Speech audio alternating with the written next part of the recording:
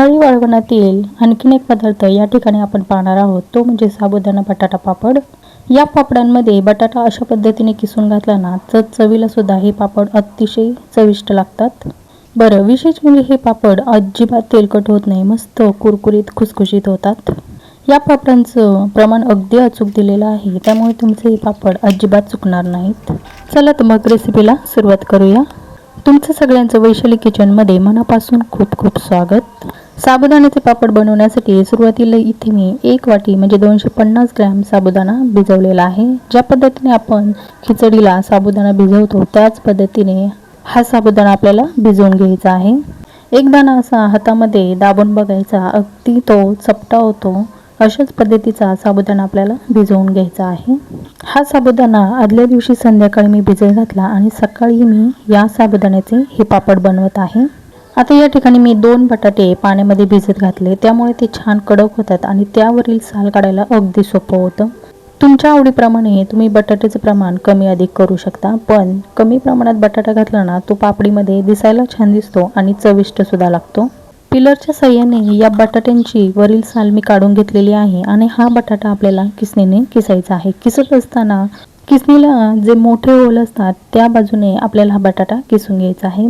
जर तुम्हाला बारीक किसणीने हा बटाटा किसायचा असेल तर किसू शकता, पण शिजल्यानंतर या पापडीमध्ये या बटाट्याचा जास्तीचा गाळ होऊ शकतो। तर अशा पद्धतीने हा बटाटा मी किसून घेत आहे।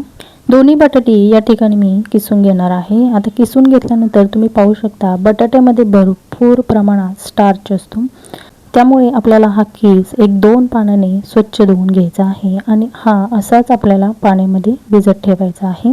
धुवून घेतल्यानंतर बटाट्यामध्ये भरपूर पाणी ठेवायचं। बटाटा जर असाच उघडा ठेवला तर तो काळा पडू शकतो।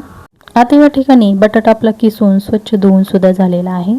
त्यानंतर आता या ठिकाणी आपल्याला पाण्याचं प्रमाण घ्यायचं आहे। आता ज्या वाटीने आपण साबुदाणा घेतलेला आहे त्याच वाटीने आपल्याला 5 वाट्या या ठिकाणी पाणी घ्यायचं आहे।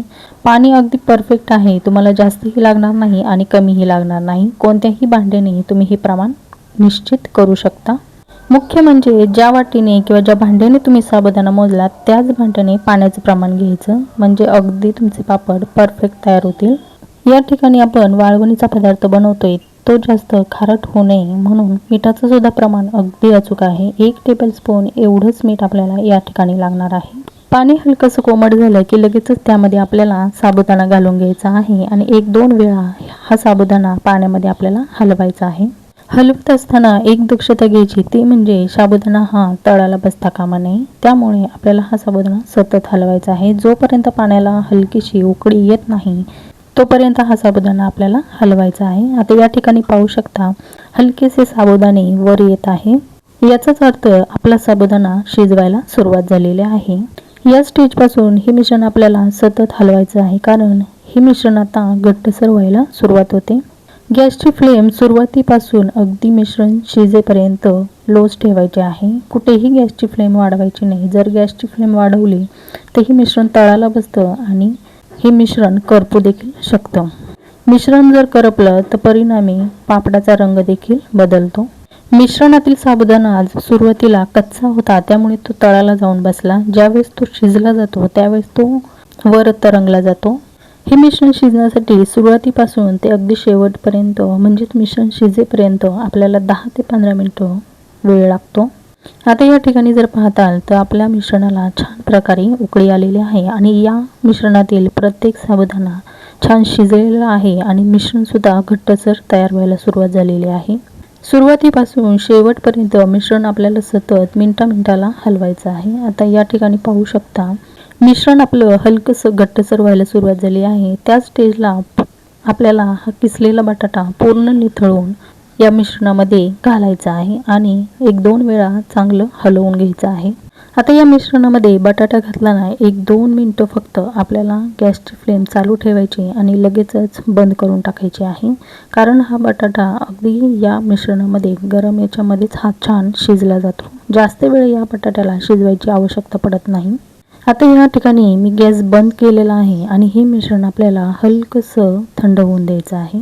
आता हे पापड आपल्याला प्लास्टिक शीटवर घालून घ्यायचे आहे। लहान मोठे तुम्हाला हव्या त्या साईजचे पापड तुम्ही या ठिकाणी घालू शकता।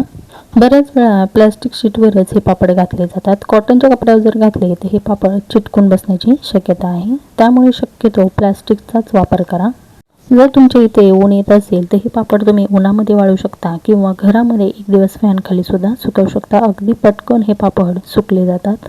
चला, या ठिकाणी सगळे पापड घालून झालेले आहे. एवढ्या मिश्रणामध्ये 35 ते 40 पापड अगदी आरामात होतात. हे पापड मी एक दिवस उन्हामध्ये कडकडीत वाळवले. आता बरेच वेळा ऊन कमी जास्त असतं, त्यामुळे 1-2 दिवस हे पापड वाळायला लागतात. वाळल्यानंतर सुद्धा यामधील बटाटा सुद्धा अगदी स्पष्ट दिसतो. हे पापड आपल्याला 1-2 वर्ष अगदी सहज टिकले जातात. फक्त वाळल्यानंतर कॅरी बॅगमध्ये भरायचे आणि हवा बंद डब्यामध्ये ठेवले ना की आहे तसेच वर्षभर राहतात. आता हे पापड तळून सुद्धा दाखवते. तेल छान कडकडीत गरम करायचं आणि त्यानंतर त्यामध्ये हे पापड आपल्याला तळून घ्यायचे आहे. तळल्यानंतर सुद्धा तुम्ही पाहताल मस्त अगदी दुप्पट तिप्पट हे पापड फुलले जातात आणि कलर सुद्धा आहे तसाच पांढरा शुभ्र राहतो. अशा प्रकारचे पापड एकटी व्यक्ती सुद्धा भरपूर प्रमाणात बनवू शकेल. आता या ठिकाणी 4-5 पापड तळून सुद्धा दाखवले आहे. पापड जर पाहताल तर मस्त खुसखुशीत आणि कुरकुरीत तयार झालेला आहे. या पापडामधला बटाटा सुद्धा अगदी स्पष्ट दिसतो आणि विशेष म्हणजे यामधील जे साबुदाणे आहे ना ते सुद्धा छान टम्म फुगलेले आहेत.